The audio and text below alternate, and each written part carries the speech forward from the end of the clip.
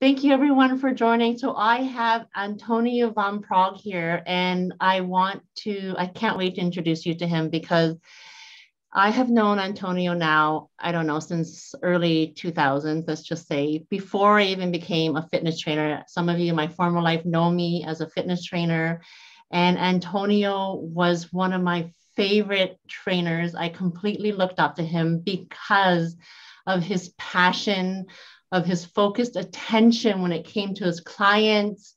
And oh my God, if you ever run into Antonio at the gym, you'll know he's there because you can hear him. He puts his whole body, his whole mind, his whole attention into that client. And he was always the trainer that I looked up to so much.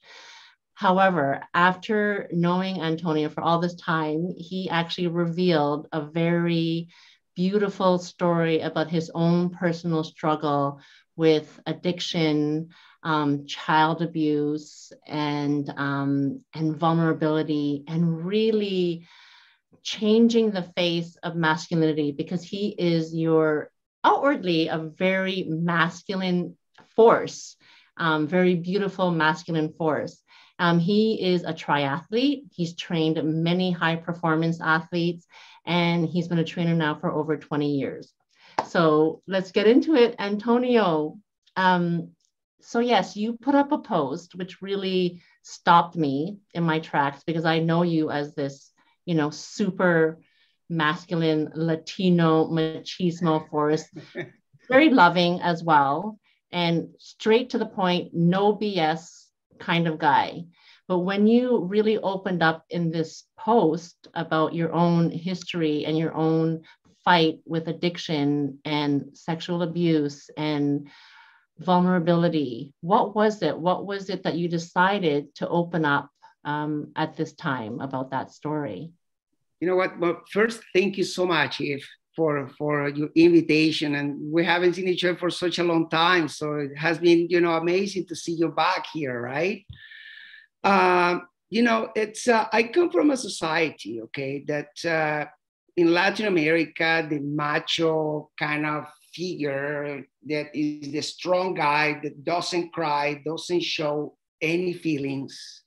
When the woman is the one who is weak, she take care of the kids, and she stay at home and all that. And the reason I did it in this time is because I truly believe that men have the right to claim who we really are as human beings. I mean, we have feelings like any other person. It's a very interesting situation that I saw, because I see that I have friends, male friends, that they feel very uncomfortable, very, very uncomfortable showing that, because it's a sign of being weak, which I consider completely the opposite. Is showing who you really are as a human being. That's all what it is, with your, with your virtues and your imperfections. That's who we are. That's what shape who we are in our society, basically. And yes, I went through a lot of struggles since I was a kid. I was sexually abused when I was around 6 years old. And I grew up very, very timid, kind of, with a very low self-esteem. I never, ever faced that till later in my mid-20s. Actually, never knew it. Nobody knew everything about that. Nobody. When I became a triathlete, I ended up being one of the top triathletes back home in Venezuela. I'm talking about 1988. And in 1990, I was supposed to go to the second triathlon world championship in the Olympic distance. And there were some issues with the Venezuelan Federation, and I ended up not going, and my whole world crumbled. And I took the wrong path, and I ended up into drugs. And there was about 2 years that I almost actually died. I went to rehab. It was the most amazing experience I ever had. 2 years in a beautiful farm. And that's when I started facing my demons and all my insecurities, and started facing who I really was. It was very tough for me. My very close friends, they know what happened to me. I'm very open to them. I never did it publicly, maybe to kill my privacy. But you know what? We are in times right now that we really need to step on the game, Yeah. of showing people that we can do things, and Yeah. we have this amazing tool, which is social media. I mean, this is an amazing tool that we can use to encourage people, to inspire people, to motivate people, right? So yeah, I think it's about claiming who we really are. Yeah. So it took some time. No? I mean, in your profession, well, I know you do deal a lot with the mindset, right?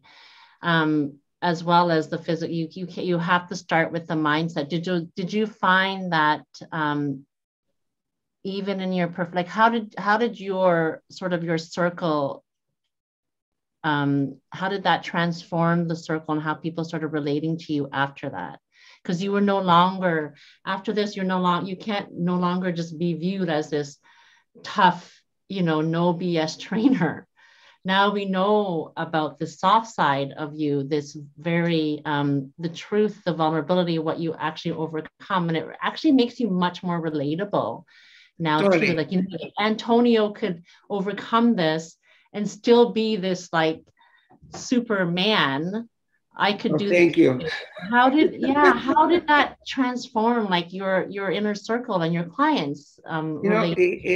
It's interesting because some of my clients were surprised about it. They were very like, what?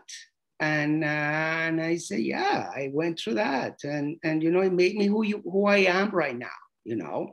I am this person here that care for others, and that's my passion. What I love the most about what I do is that I'm helping people to improve themselves.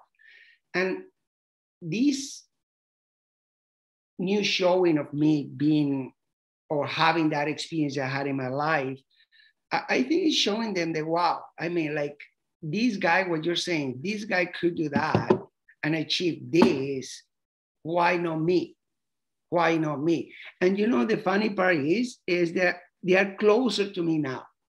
Yes. They're closer to me now in a very professional way, of course, but I feel that they feel more confident to tell me stuff, very personal things that I know that by knowing that I could help them.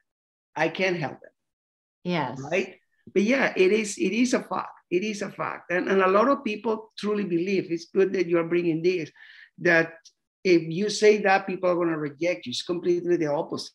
People are going to connect with that.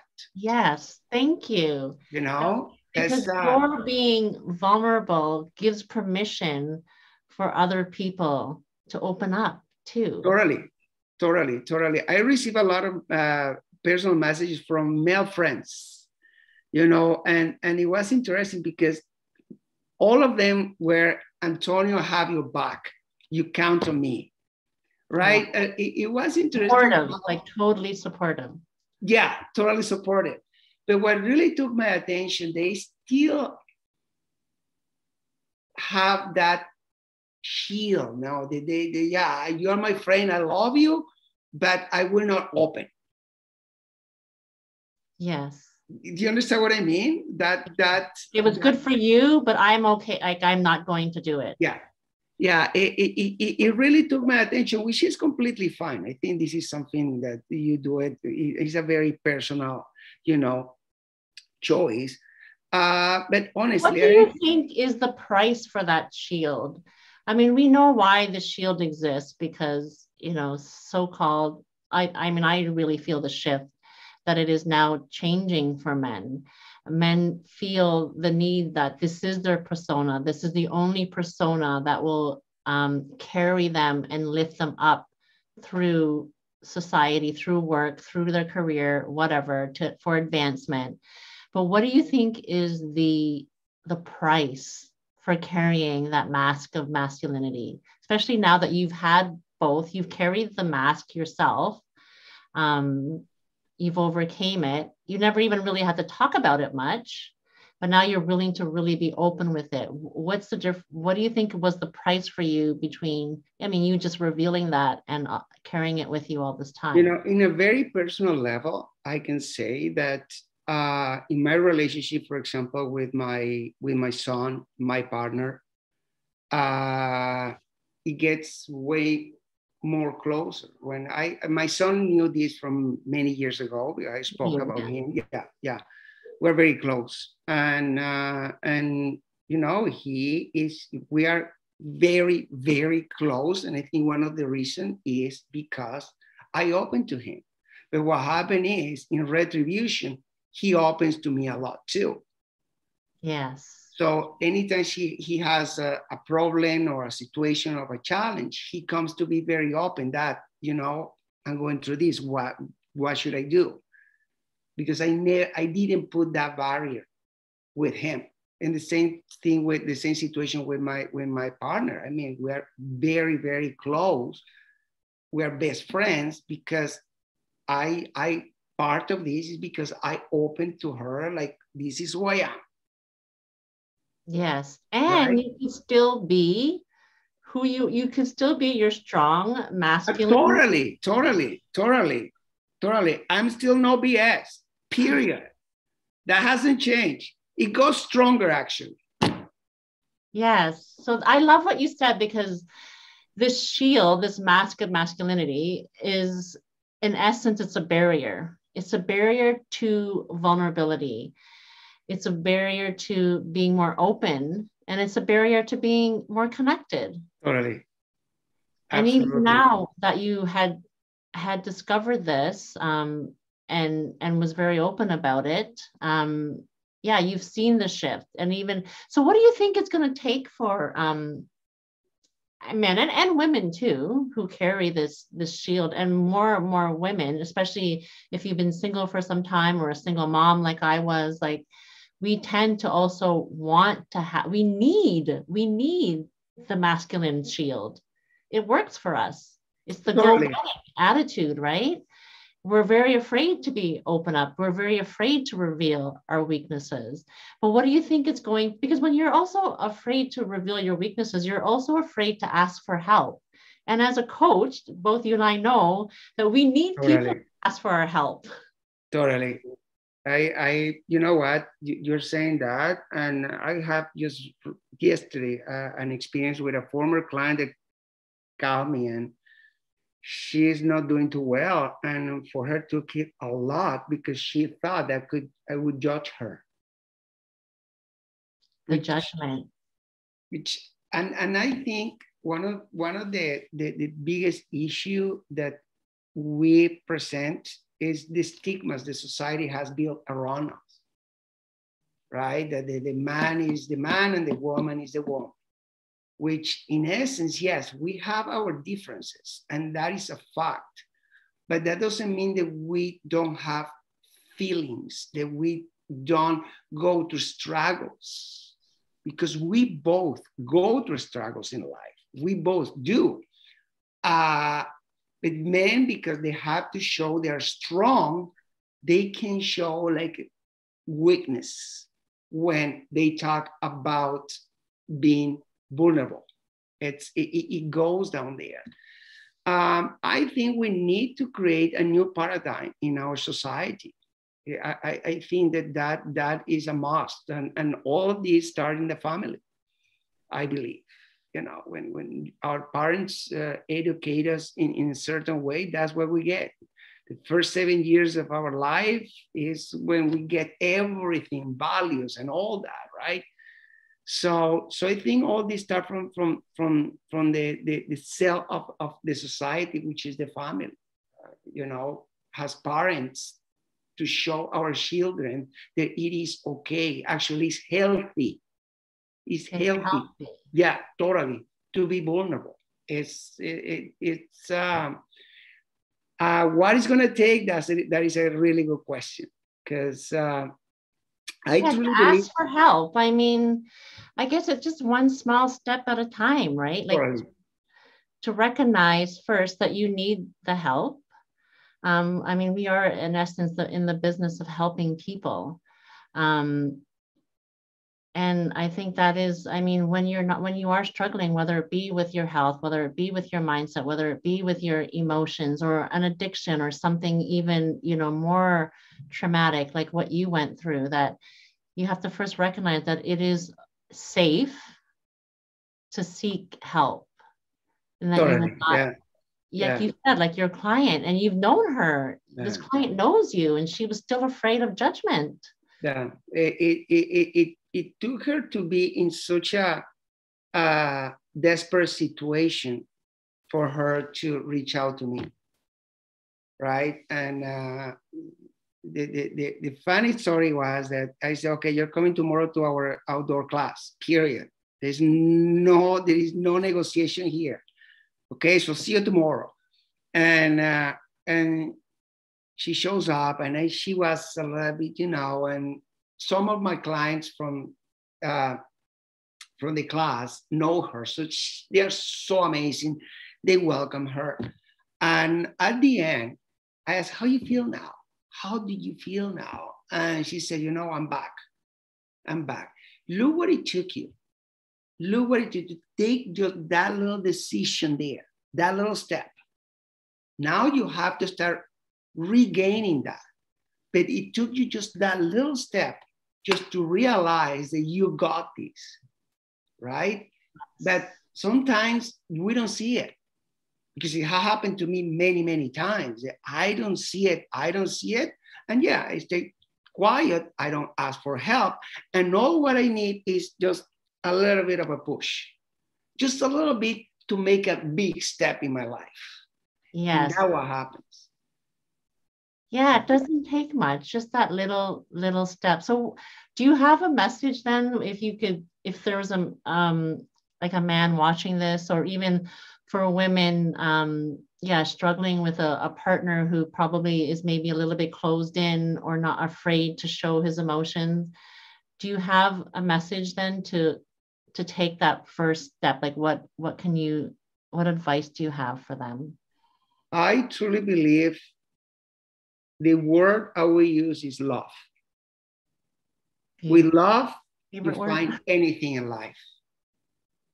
And I'm sorry, I get a little bit emotional with this, but because with love, that's how I found, and I have such an amazing relationship with my partner. Without love, it's impossible to achieve anything. If you don't love for what you do, you will never achieve anything in life, nothing. So I think the first and the only, the Beatles said it, John Lennon, Paul McCartney, all you need is love. That's it. The rest will come with your openness and your willingness to do your best for those who you love, because that will come in retribution to you. I think the most important thing is love, more than anything else. Yes. Is open your heart to that.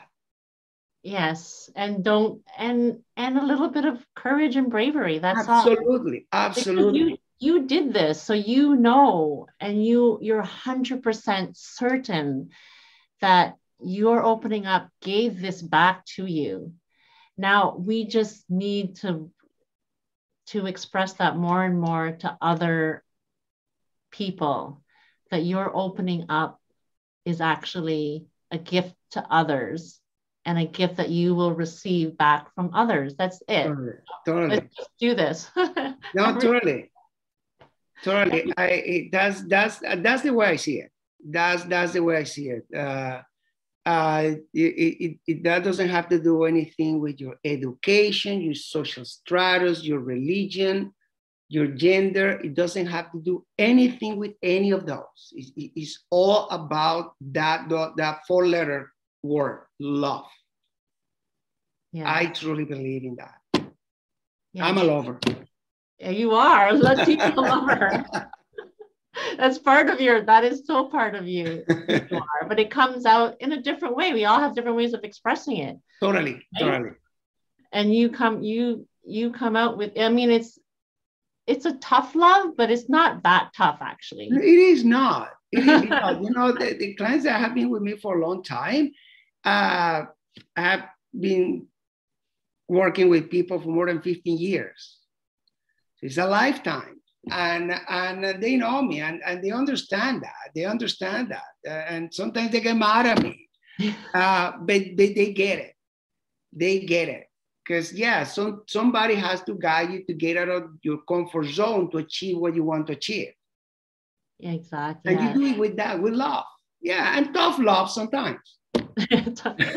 Thank you so much, Antonio. So where can people find, are you doing any virtual training at all? Because I have. Yes, I'm doing, I had to start doing online training after the pandemic. The fact is I was rejecting for a long time to do it. And I was forced to do it. And thank God, well, I have people training from other cities in Canada. I have a couple of athletes in Montreal. I was training one client in Miami. So yeah, it's doing well. I'm happy. I'm really happy. It really, I learned how to new skills in social media. That was a little bit behind. Yeah. Well, you didn't need it at first, but now it's great. It's great Yeah. for you and great for your message. And I know that it's going to resonate with so many people. So thank you. I hope so. Thank you so much, Eve. You are amazing. So amazing to see you again. And thank you again for the opportunity. Thank you. I'll talk to you soon. Bye.